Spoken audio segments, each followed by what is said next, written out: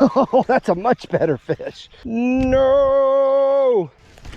Got him! Oh my God, that bass is running.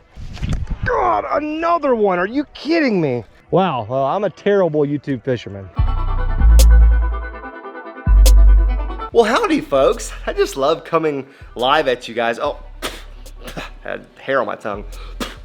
Yeah, I just love coming live to you guys from my garage, and especially when it has been cleaned. That's right. So before we get into today's video, I just want to kind of show you guys really something that I've been working very hard on. And a lot of you new subscribers may not even know about this place I'm about to share with you. It's called the Fishing Man Cave. And if you're not familiar with how it looked on the regular or before, it's actually this little room right there in my garage. But if you're not familiar with how it looked before, let me show you a couple clips really quick to kind of encapsulate the status, the normal state of my Fishing Man Cave.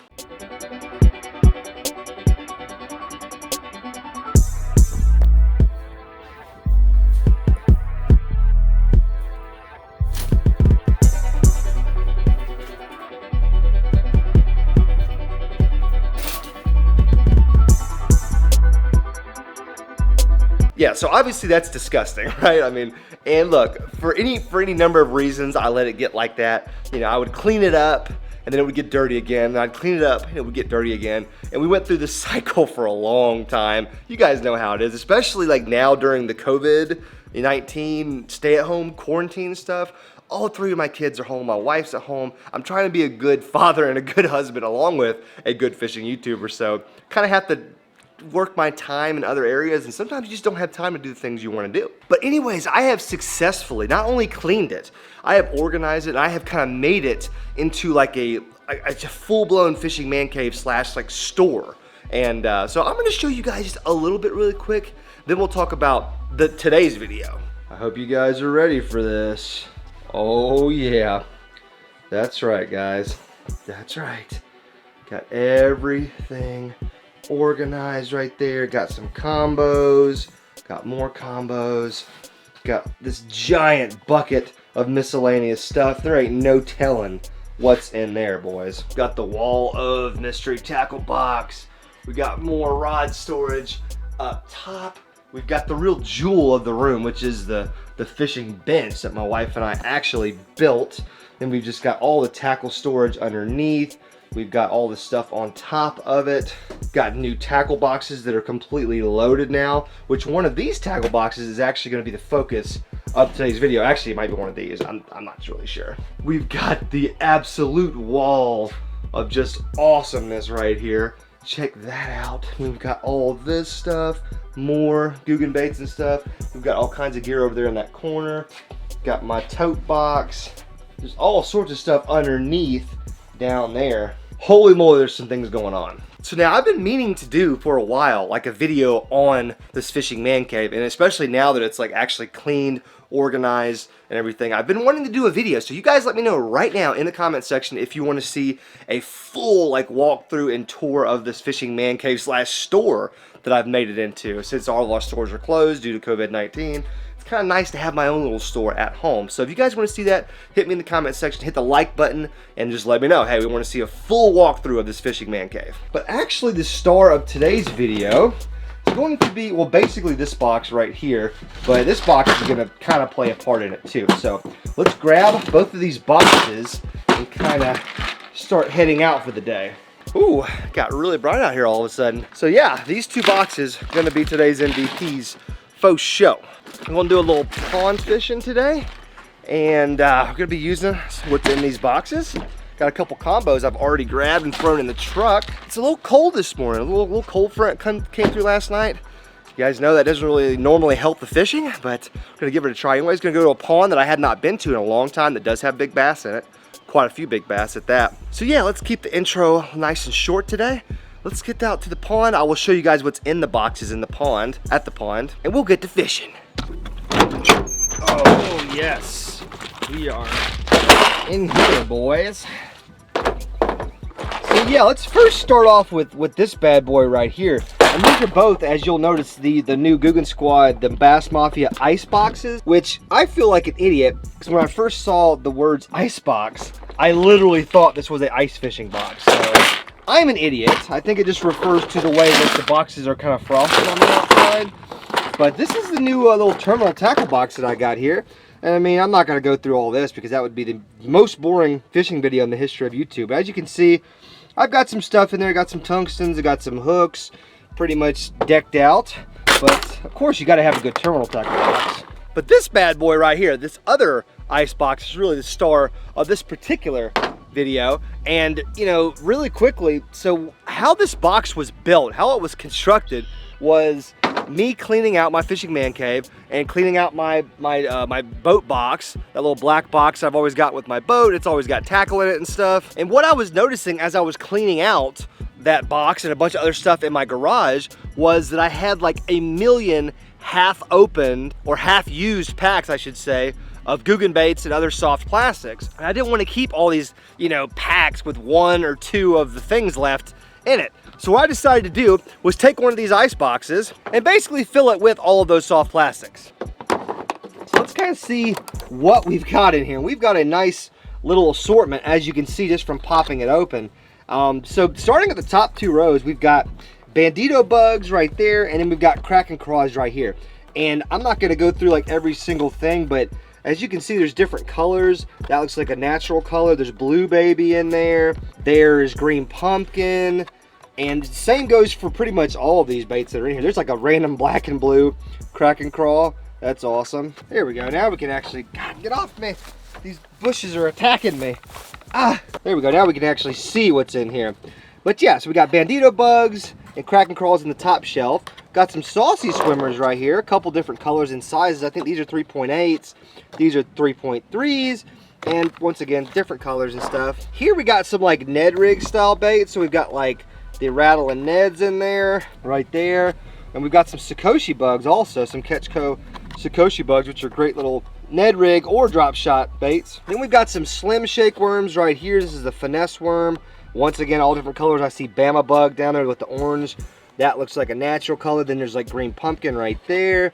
Then there's a Watermelon Red on the bottom, I think. Then the very bottom, we have the bigger lures. So we've got Trench Hogs right there. Couple different colors, and we finally got some big old 6-inch blunker logs. So yeah, so that's the origin of this box. That's how it was created, was basically just trying to be efficient and to clean up my freaking messes. So all of that has led to me now having or creating or building this little ultimate pond fishing box. Is kind of what I started thinking as I was putting it all together. I was like, man, this would be a perfect little soft plastic fishing kit, you know, to take to any pond anywhere. You could find a way to catch fish with, as long as you had a terminal tackle box, you had some hooks, some weight options, and you had all those plastics. I mean, you're gonna be able to make it work and catch some fish. So that's exactly what I'm gonna do. I'm gonna rig some of these things up. I got 3 rods with me. I got a spinning rod that I'm probably gonna put some kind of a finesse rig on, and I've got 2 casting rods. We're just gonna get rigged up with a bunch of different soft plastics and kind of walk around this pond that I haven't fished in a long time, maybe pick off a big bass or 2, and demonstrate to you guys how this is, in fact, just an ultimate pond fishing soft plastic box. I mean, it's gonna be hard for anybody to beat that right there. I'm not sure if you guys can hear the wind, or even hear me for that matter. I've had the worst luck with wind lately. Like if I decide I'm going fishing, then the wind just automatically kicks up like 10 miles an hour.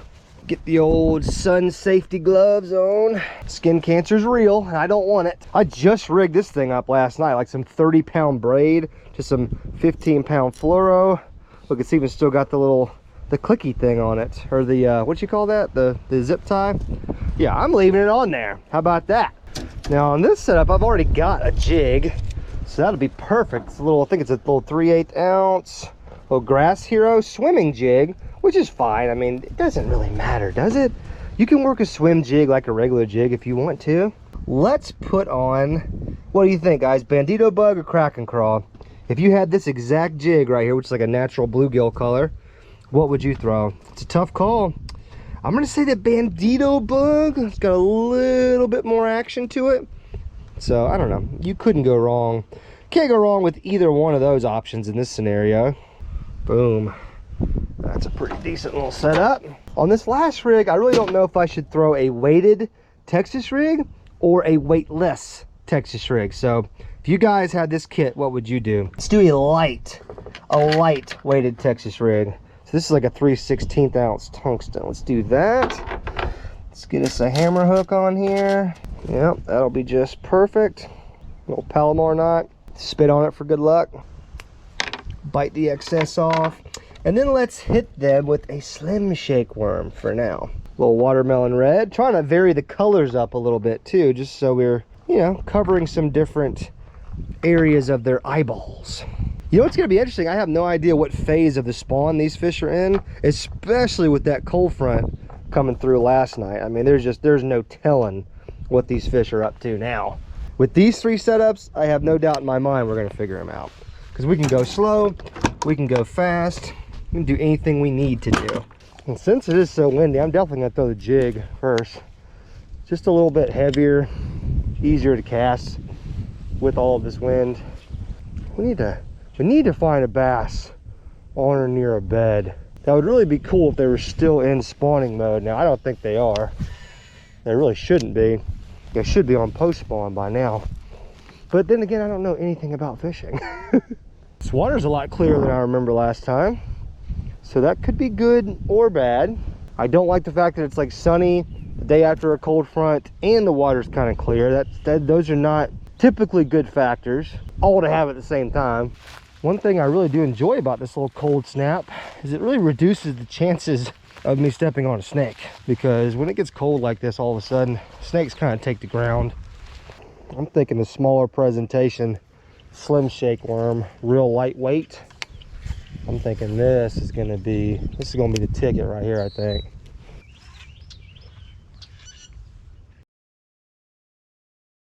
Hello. Hey, babe. So is she, oh God, I just had a fish on there. Oh, I got one of my claws. Hold on, let me get back in there. On the phone with the wifey. I had not had one bite today until I got on the phone with you, dear, and I just had a dang fish chewing on my jig. God bless my wife. Poor girl. I freaking have not had a bite all morning. We're out of diapers at our house, which if you're a parent, you know that can't happen. So but we got one more, so that's gonna give me just enough time to come out here, stay out here, maybe catch a couple donks, and we gotta go get some diapers. Baby's gotta have diapers. But yeah, something right there chewed on my jig and tore off one of my Bandito bug claws.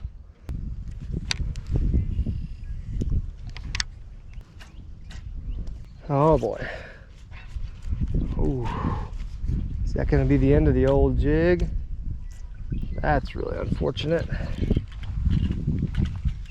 Yep, that's the end of the jig. Not like we were catching any fish on the jig anyways.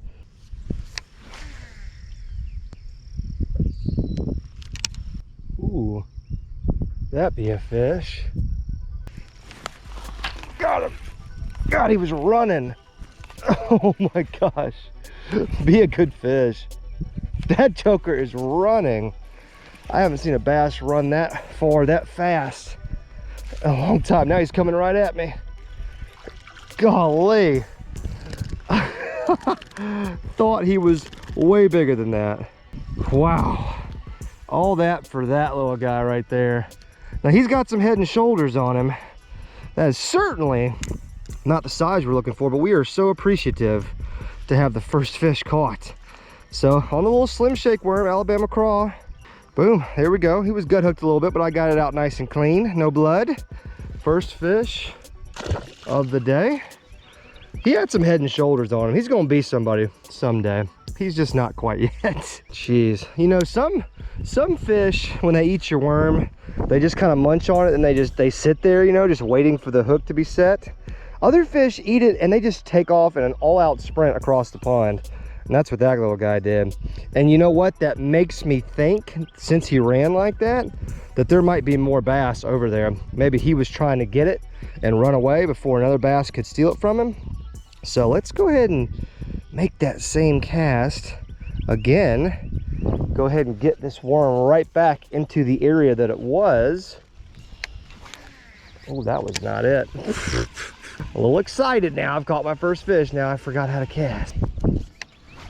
There we go, right over there in that vicinity. So we have switched lures quite a bit today, and these cold fronts, like I've said 3 times in this video, these cold fronts have just screwed these fish up. That's fine though, because we're slowly figuring them out, and it's warming up. See, every minute that it warms up today and some cloud cover kind of comes on in, I'm hoping the fishing is going to get better. So that would be a good sign right there that maybe the fishing is getting a little bit better. That's one of the smallest fish that have ever fooled me that they were a big fish. Just absolutely a sprinter is what I would call that guy. He is a world-class sprinter. Ooh, that's a fish. Oh, that's a much better fish. Whoa, and he hit it aggressively. No. Come on, buddy. Woo! He hit that thing with about 1,000,000 pounds of force. These fish are getting gut hooked mighty easy. And what that means to me is they are eating the heck out of the Slim Shake worm. They're not biting it, they're eating it. Luckily, I'm an expert at getting fish unhooked. Boom. Look at that. That's a solid fish, much nicer than the one we just caught. Got some head, some shoulders, some length on him. Boom. You know, and see, that's the thing. Okay, so about this little tackle box that I made out of basically spare baits, you know, stuff that was just laying around, stuff that I would normally just kind of toss into a box and just never even look at it, is when you have a box like I do that's filled with, let's just say 10, you know, different lures or whatever.